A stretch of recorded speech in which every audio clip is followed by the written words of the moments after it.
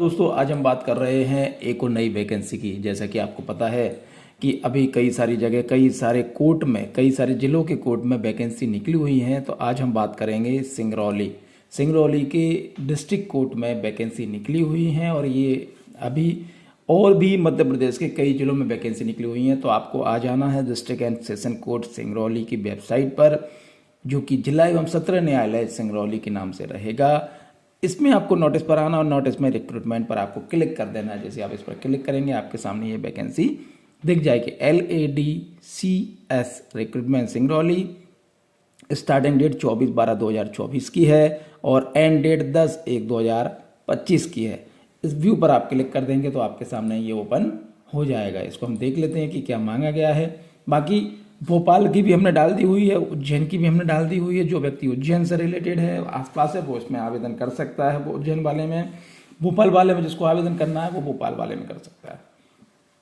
आज हम बात कर रहे हैं सिंगरौली की। जिला विधिक सेवा प्राधिकरण सिंगरौली अंतर्गत कार्यालय लीगल एड डिफेंस काउंसिल हेतु कार्यालय सहायक, रिसेप्शनिस्ट, डाटा एंट्री ऑपरेटर तथा भृत्य में जो हमने उज्जैन में किया था तो उसमें लिखा हुआ था मुंशी और परिचालक। तो भृत्य में आप इसे मुंशी और परिचालक भी समझें। पद के लिए आप संविदा आधार पर 1 वर्ष हेतु इच्छुक उम्मीदवारों से ऑफलाइन आवेदन पत्र आमंत्रित किए जाते हैं।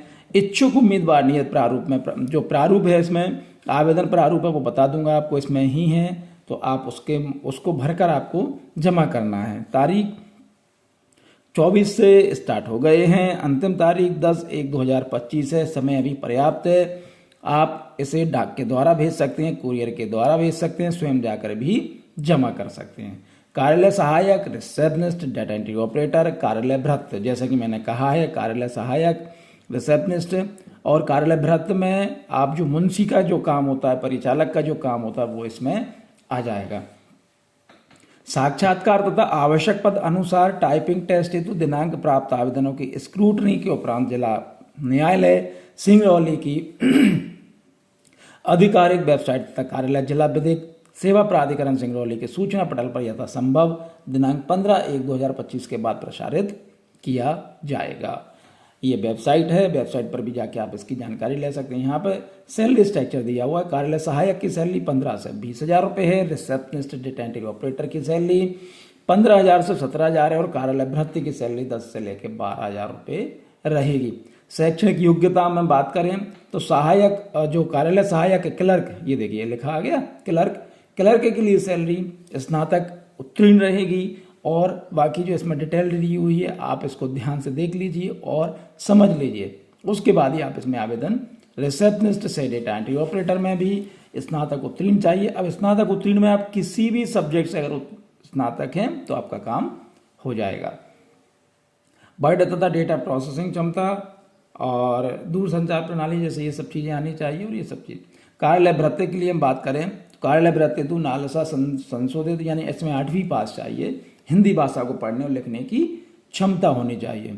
चलिए और हम आगे बढ़ते हैं। आवेदक पत्र एवं स्वप्रमाणित आवश्यक दस्तावेज आपको इसमें जमा कराने होंगे। आवेदन पत्र का प्रेषण, आप प्राप्त आवेदन की स्क्रूटनी है, प्राप्त आवेदन परीक्षा साक्षात्कार। देखिए एक अच्छी चीज़ है कि डायरेक्ट इसमें भर्ती ही है, मतलब इसमें ऐसा कुछ नहीं है। डायरेक्ट व्यक्तिगत साक्षात्कार के लिए जाने वाली तिथि पर आमंत्रित किया जाएगा। आवेदक को साक्षात्कार दिनांक के दिन अपने आवेदन पत्र में संलग्न स्वप्रमाणित छाया प्रतियों के मूल दस्तावेज यानी ओरिजिनल डॉक्यूमेंट्स भी आपके लाने पड़ेंगे। हमेशा याद रखिए जब भी आप एग्जाम दें, जब भी आप इंटरव्यू के लिए जाएं, साक्षात्कार के लिए जाएं, तो हमेशा मूल दस्तावेज यानी ओरिजिनल डॉक्यूमेंट साथ में जरूर लेके जाएं। और कम से कम 2 सेट आप फोटोकॉपी के बना के लेके जाएं जो आपके द्वारा साइन किए हुए हों। चयन प्रक्रिया और नियुक्ति के संबंध में देख लीजिए शुद्धि पत्र, आवेदनों का स्पष्टीकरण, चयन एवं भर्ती के संबंध में अन्य आवश्यक जानकारी। अब यहाँ पर आप इसको ध्यान से पढ़ लीजिए। देखिए कार्यालय जिला, इसमें जो भर्ती होगी वो 1 वर्ष के लिए होगी, संविदा आधार पर होगी।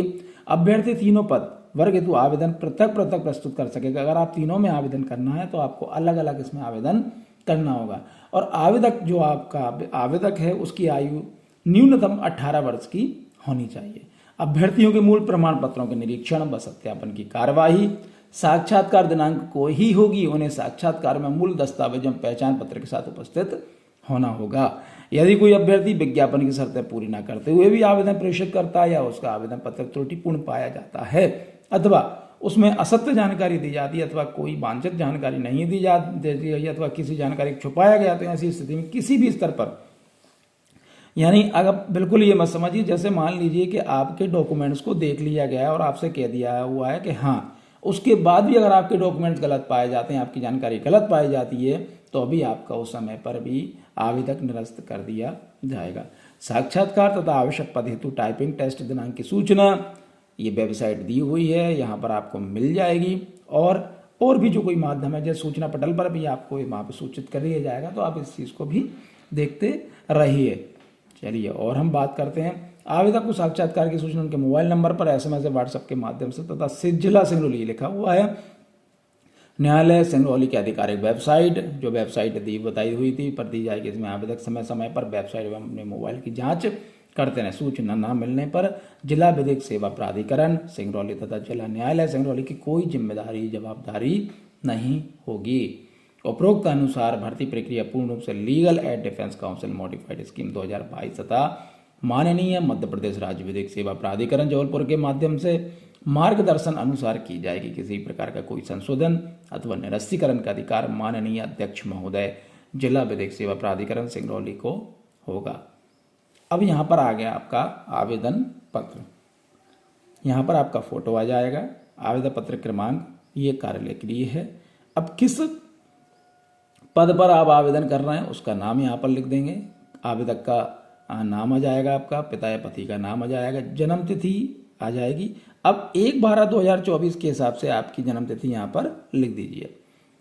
पुरुष महिला ट्रांसजेंडर वर्तमान पूर्ण पता लिख दीजिए, वर्तमान का पुलिस थाने का उल्लेख करें, जो आपने पता लिखा उसमें जो पुलिस थाने लगता है उसका उल्लेख।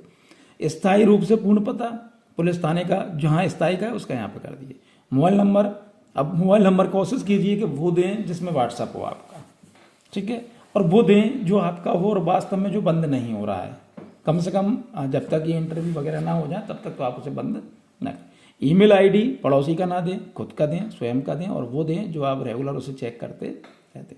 पैन कार्ड नंबर स्वप्रमाणित 6% संलग्न, यानी पैन कार्ड नंबर लिखना है आपको और उसकी फोटोकॉपी आपको लिखना है साइन करके। आधार कार्ड नंबर आपको लिख देना है, सेम कंडीशन आपको करना है। देन शैक्षणिक योग्यता लिखा हुआ है, यहाँ नहीं करना आपको कुछ भी। 8वीं मान लीजिए आपने जो भी बोर्ड से की है उसका नाम लिख दें। उत्तीर्ण कब किया है, कौन से वर्ष में किया, प्राप्त प्रतिशत आपका कितना है। सेम फंडा 10वीं में, 12वीं में, स्नातक या स्नातकोत्तर का यहाँ पर कर दीजिए, कंप्यूटर डिप्लोमा कर दीजिए, अन्य शैक्षणिक योग्यता कर दीजिए।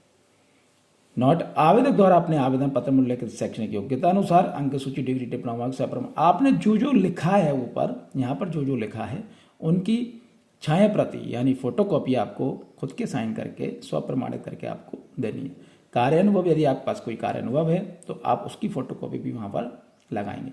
दिनांक लिख देंगे, स्थान लिख देंगे, हस्ताक्षर कर देंगे। 100 घोषणा पत्र, ये घोषणा पत्र मैं ध्यान से पढ़ रहा हूँ, आप ध्यान से सुनिए, और यही सब कुछ है। और जैसा कि मैं हर बार कहता हूँ कि कृपया करके अगर वास्तव में आपकी योग्यता इसकी अर्हता के लिए लायक नहीं है, प्लीज़ आप आवेदन मत करिए, क्योंकि उसमें आवेदन करने से घाटा क्या, मतलब मेरा ये मानना होता है कि भैया आप गलत मत लिखिए, गलत मत बोलिए, झूठ मत बोलिए, झूठ लेके जॉब मत लीजिए। मैं आपका नाम आ जाएगा, मैं ये नाम आ जाएगा, पुत्र पुत्री जाएगा, उम्र आ जाएगा, वर्ष आ जाएगा, निवासी कहाँ के हैं, जिला कौन सा है, राज्य जो भी एतद द्वारा घोषणा करता है करती हूँ कि मेरे द्वारा दी गई उपरोक्त जानकारी मेरे ज्ञान और विश्वास के अनुसार सत्य है।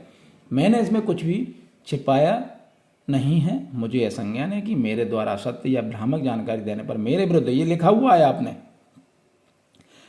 लिखा हुआ है कि अगर आपने गलत जानकारी दी है तो मेरे विरुद्ध आपराधिक दंडात्मक कार्रवाई की जा सकती है। साथ ही मुझे प्राप्त समस्त लाभों को भी वापस किया जाएगा। मेरे विरुद्ध किसी भी पुलिस थाने, न्यायालय अथवा तथा अन्य किसी विभाग में कोई आपराधिक दंडात्मक कार्रवाई लंबित नहीं है, और ऐसा आपने लिख के दिया हुआ है। तो इसलिए मेरा ये मानना है कि कृपया करके ऐसा करें कि अगर गलत हो तो वास्तव में आप इसमें ना करें। दिनांक लिख दीजिए, स्थान लिख दीजिए, हस्ताक्षर यहाँ पर करके इसको भेज दीजिए। तो आपको जहाँ तक मुझे लगता है कि समझ में आ गया। फिर भी यदि आपको ऐसा लगता है कि कहीं पर कोई परेशानी है, आपको लगता है कि फॉर्म भरने में दिक्कत आ रही है, किसी चीज़ में दिक्कत आ रही है, तो आप हमसे कमेंट्स में पूछ सकते हैं। और एक और महत्वपूर्ण बात, कमेंट्स में आप जब पूछेंगे जवाब पढ़ लेंगे एक बार, बिना पढ़े आप मतलब ऐसे क्वेश्चन ना पूछे कि सर लास्ट डेट कब है देखा हुआ है। ऐसे क्वेश्चन पूछे जो लगता है वास्तव में कि नहीं ये क्वेश्चन पूछने लायक है, तो वो क्वेश्चन आप पूछिए, हम उसका जवाब दे देंगे। चलिए बहुत बहुत धन्यवाद, थैंक यू।